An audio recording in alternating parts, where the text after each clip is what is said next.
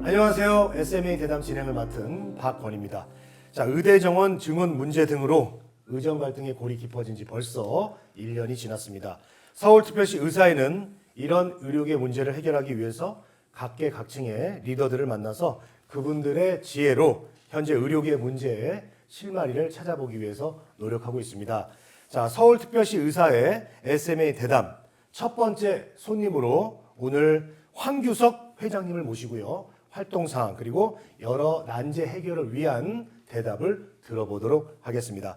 서울특별시 의사회 황규석 회장님 모셨습니다. 어서 오십시오. 예, 안녕하세요. 네, 반갑습니다. 네, 반갑습니다. 네, 요즘 뭐 바쁘게 지내고 계시죠?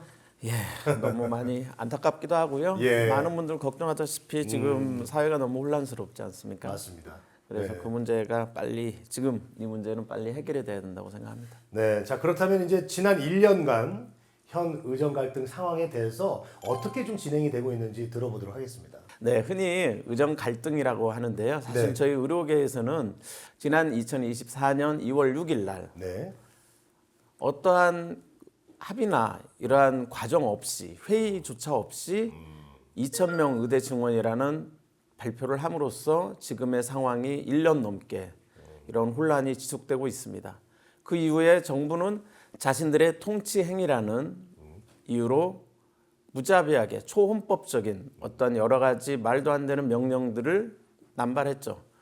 자기가 이를 관둘 수 있는, 사직할 수 있는 권한은 누구나 있는 겁니다. 그런데 사직 금지 명령, 사직 교사 금지 명령, 복귀 명령, 수많은 명령들로 우리 젊은 의사들을 압박했고 또 그에 대해서 그 부당함에 대해서 항거하고 저항하는 의제 표현으로 병원과 학교를 뛰쳐나온 게 지금의 상황에 이르게 된 것입니다. 네.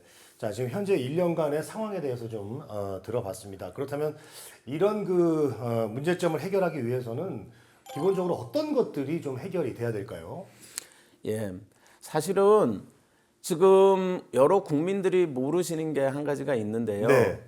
지난 1년 동안에 이러한 의료계엄, 의정 사태로 인해서 초과 사망자라고 합니다.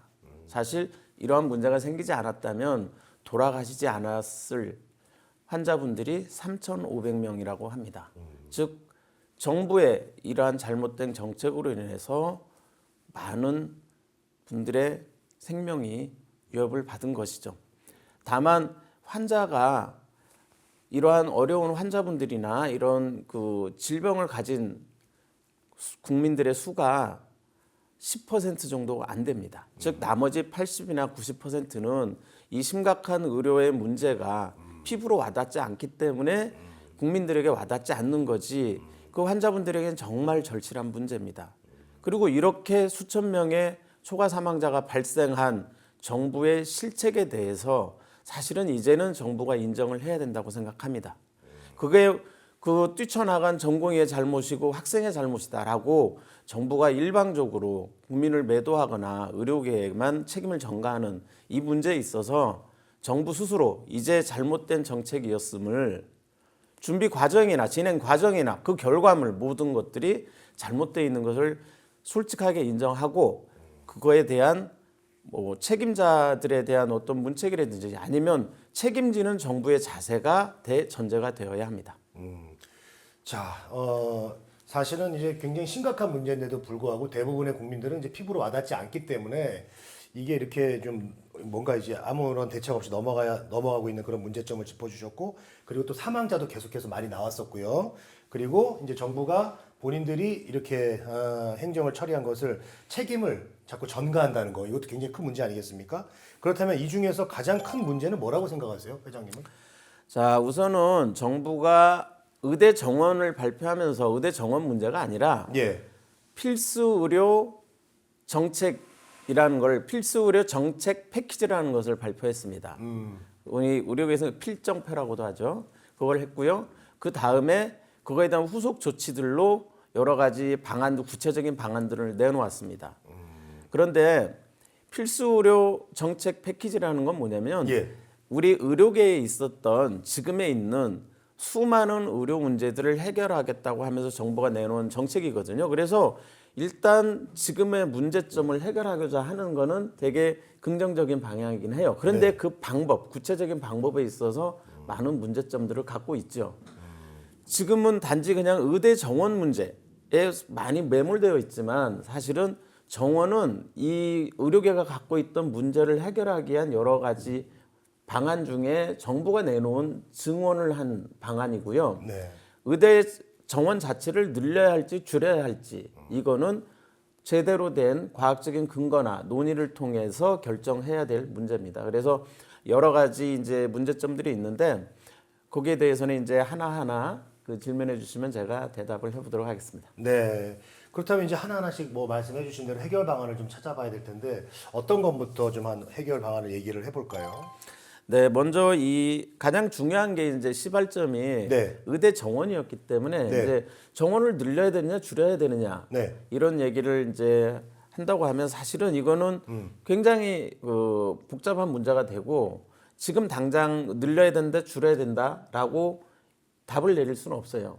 특히 사실 우리 의료계 입장에서는 지난 한 해 1,509명을 늘렸기 때문에 그 늘린 그 숫자가 제대로 교육이 되질 않습니다. 그래서 이 숫자 과연 이 숫자를 늘린 숫자를 줄여야 된다고 저희는 생각을 하고 있고 예. 또 정부에서는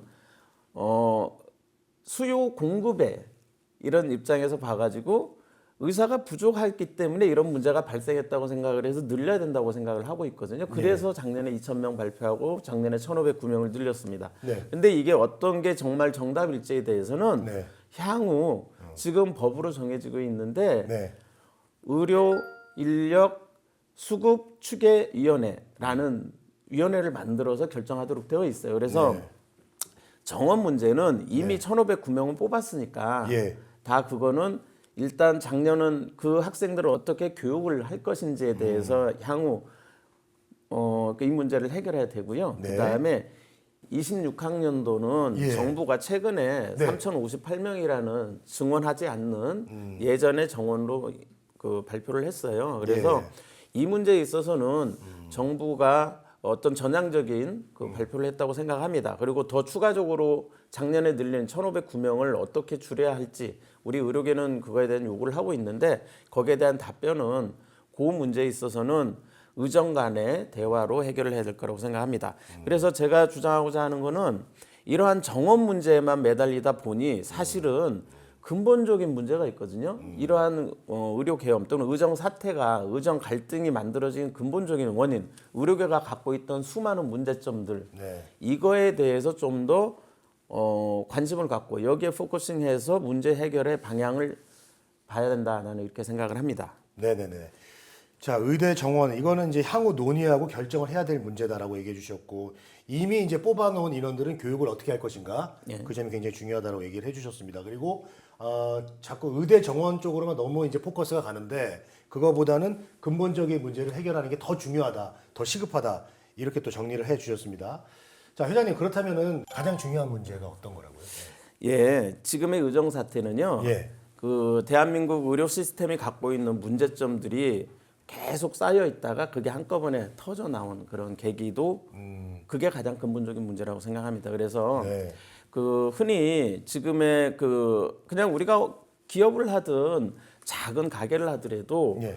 내가 그걸 통해서 그 업을 유지할 수 있어야 되는데 병원이라는 곳이 생명을 다루는 뭐 뇌수술을 하는데 심장 그다음에 산부인과 분만 소아과를 보는 이러한 필수 의료라고 하는 분야를 진로해서는 병원을 운영을 할 수가 없어요. 다른 비급여에서 남는 이익을 통해서 그 과목들을 지원해야 되는 즉 정부도 인정했습니다. 원가 부전이 70% 80%밖에 되질 않아요. 그만큼 그 제도로 지금 수가 자체에 문제점이 있다는 것이죠. 사실 그럼 그렇다고 해서 지금 국민들도 건강보험료가 굉장한 부담이거든요. 그러면 이걸 쉽게 해결하려면 그냥 건강보험료를 20에서 30% 올리면 돼요. 사실 그럴 수는 없죠. 그러면 이 문제를 자 근본적인 이런 수가 문제라든지 저수가 그리고 병원이 환자를 치료하는 생명과 관련된 그 업을 함으로써 병원이 유지할 수 없는 이 상황을 그럼 어떻게 해결을 해야 되느냐. 사실 이거는 정부가 해야 될 문제거든요. 정부가 해결해 줘야 되는데 실제 해결 방법이 있어요. 뭐냐면 네. 건강보험법에 보면은 예. 국고 지원을 하도록 되어 있습니다. 전년도에 건강보험료 국민이 낸 건강보험료의 네. 20%를 국가가 네. 재정적으로 네네. 지원하도록 되어 있는데 네, 네. 지난 20년 동안 정부가 단 한 번도 지킨 적이 없어요. 사실은 거의 절반 정도만 내고 있거든요. 즉 국고 지원을 네. 국고 지원금의 절반밖에 국가가 지원하지 않았어요. 즉 지금까지 지키지 않았던 국고 지원을 10%만 더 20% 중에 절반이었으니까 10%만 지원해 주면 네. 그걸로 충분하게 흔히 필수 의료라고 하는 곳들에 제대로 된 지원을 할 수가 있어요. 그래서 국민의 생명을 지킬 수 있거든요. 그리고 두 번째는 이제 흔히 지역 의료 문제라고 하잖아요. 예. 지역에 의사가 없다. 네. 그다음에 지역에서는 치료받으러 갈 곳이 없다 이렇게 얘기를 하는데 네. 사실 이 문제는요. 엄밀하게 따지면 예전에는 의료 전달 체계라는 게 있었어요. 네. 그래서 일단 1차, 2차, 3차 의료기관을 따라서 이렇게 그 진료를 받고 그러면서 그러니까 꼭 3차 병원에 가야 될 중환 환자들이 3차 병원에 갔는데 예. 지금은 이 의료 전달 체계가 다 무너졌어요. 그래서 그냥 모든 분들이 서울에 있는 그 종합병원, 상급 종합병원으로 몰리면서 상급 종합병원은 종합병원대로 너무 많은 환자들 때문에 힘들고 지역에는 오히려 지역 의료는 완전히 소멸되는 이러한 문제점이 있거든요. 그래서 이러한 기존에 있었던 의료 전달 체계를 다시 한번 확립해주고 네. 그다음에 지역에서 또 그 봉사하시는 왜냐하면 지역은 또 환자가 사실 적거든요. 인구가 적기 때문에 네, 그렇죠. 그곳에서 병원 생명을 지키기 위해서 병원을 운영하는 그 병원을 운영할 수 있는 여러 가지 국가의 재정적인 정책적인 지원이 필요합니다. 그러면 이 두 가지 문제를 해결한다면 네. 가장 중요했던 이 의료 문제는 해결할 수 있죠. 네. 그리고 하나가 더 있어요. 한 맨 가지 마지막으로 더, 예. 뭐냐면 예, 예. 의사 선생님들이 네. 마음 편하게 네, 내가 정말로 환자를 위해서 최선을 다할 수 있고 네. 마음 편하게 진료할 수 있는 환경이 돼야 돼요. 네, 그런데 네. 지금은 이러한 선의의 환자를 살리고자 한 의료 행위에 대해서 예. 결과가 나쁘면 형사처벌을 합니다. 민사적으로 어떠한 배상을 할 수 있을지 몰라도 그 사람을 교도소에 보내요. 구속시키고 형사처벌을 하게 되면 또 특히 요즘은 아예 면허가 취소가 됩니다. 네. 즉 결과 사람을 살리고 선한 의도로 한 의료 행위에 결과가 조금만 나쁘다고 해서 형사처벌을 하는 나라는 전 세계 정확하게는 일본의 25배, 영국의 850배가 됩니다. 기소율이. 예. 즉 이러한 형사처벌을 하게 되는 이러한 문제로 인해서 의사 선생님들이 응급실과 수술실에서 떠나고 있어요. 적극적인 치료가 힘들겠군요. 예. 형사처벌이라는 그 강력한 사법적인 처벌로 인해서 예. 의사 선생님들이 현장을 떠나고 그로 인해서 또 환자분들의 생명이 위급해지는 위험해지는 이런 문제들이 있거든요. 그래서 이러한 문제들을 해결해 줄 수 있는 왜 의사들에게만 어떠한 특례를 주느냐. 이건 특례를 주는 게 아니에요. 이거는 국민의 생명을 지키기 위해서 꼭 필요한 법입니다. 그래서 네. 이걸 의료사고 특례법이라고 하는데 의료라는 행위 이후에 생긴 결과물에 대한 형사적인 처벌은 면제를 해 주셔야 돼요. 네. 그러한 의료사고 특례법은 꼭 제정이 되어야만이 네. 의사 선생님들이 병원을 운영할 수 있고 환자를 마음 편하게 치료할 수 있는 거죠. 네네네네. 이 근본적인 문제가 해결이 우선되어야 된다고 생각합니다. 네. 근본적인 문제 짚어주셨습니다. 첫 번째 수가 이야기 해주셨고 또 이제 그 지역으로 이제 지역 의료 전달 체계가 이제 무너졌다는 점을 네. 또 지적해 주셨고 이런 점들은 어떤 국가 재정 지원료가 좀 지원이 돼야 된다. 예, 지금까지는 정부가 지원을 하지 않았다 이런 말씀해 주셨죠. 예, 이미 예. 그 자신들이 해야 될 네. 국고 지원을 국고 보조를 지금 절반밖에 지키지 않았어요. 맞아요. 그래서 거기에 대한 지원료를 해줘야 된다. 그리고 마지막으로 의사 선생님들이 적극적인 어떤 환자를 위해서 치료하기 위해서 좀 편한 환경을 좀 만들어줘야 된다. 그러기 위해서는 의료사고 특례법에 대해서도 이야기를 해주셨습니다.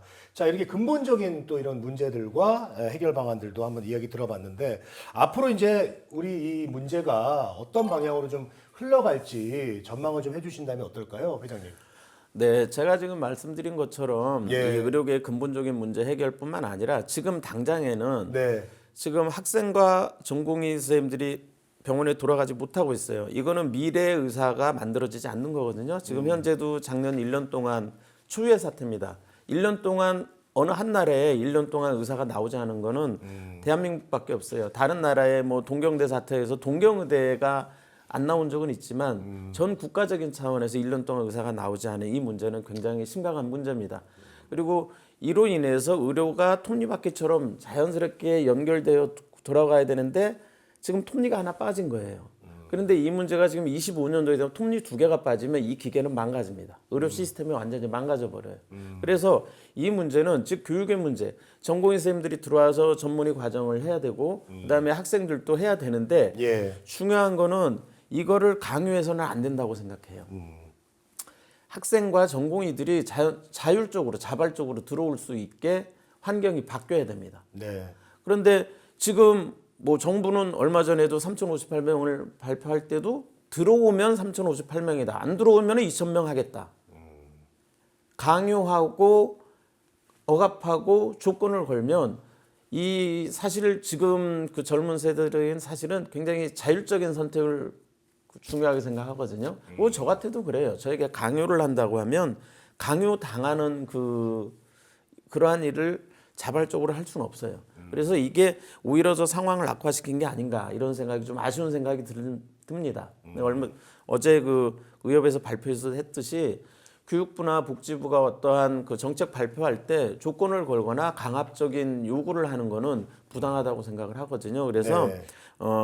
교육의 문제가 제일 중요한데 이 네. 교육에 학생들이 자발적으로 돌아올 수 있도록 해야 되고 이 돌아오는 거는 사실은 아까 제가 말씀드린 이 많은 문제점들이 해결이 되고 내가 미래에 대한민국에서 존경받을 수 있는 존경까지는 아니어도 그러면 내가 자유롭게 그리고 내가 배운 대로 내 의료를 행할 수 있는 그런 미래의 의료 환경이 만들어지는 게 제일 중요합니다. 이런 거에 대한 정부가 이제부터라도 제대로 된 정책을 내놓고 그걸 통해서 학생들이 들어올 수 있는 환경을 만들어주는 게 중요하다고 생각합니다.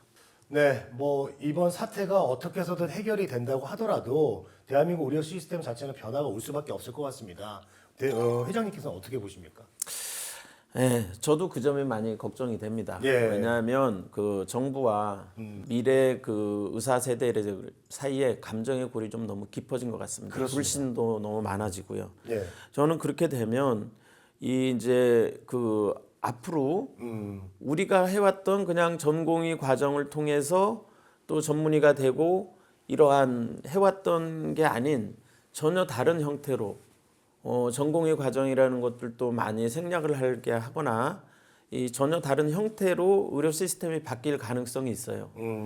하지만 그 대한민국이 갖고 있는 이 90% 이상이 전문의 제도로 돼 있는 거는 전 세계에도 없는 유례가 없는 아주 좋은 시스템이거든요.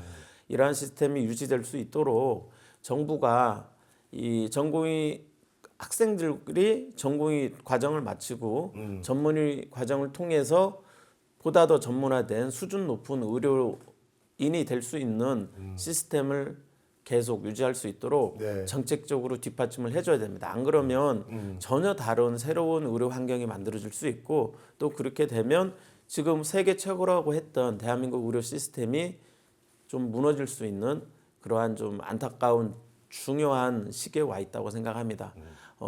정부에서는 기존에 했던 것처럼 네. 숫자를 늘림으로써 낙수 효과라고 표현을 했거든요. 네. 그냥 많으면 지역에 내려가고 보다 뭐 낮은 수가로라도 의료가 일어나고 의사 선생님들이 그 일을 하지 않을까라는 아주 단순한 경제 논리로 이러한 정책을 밀어붙였는데 사실은 네.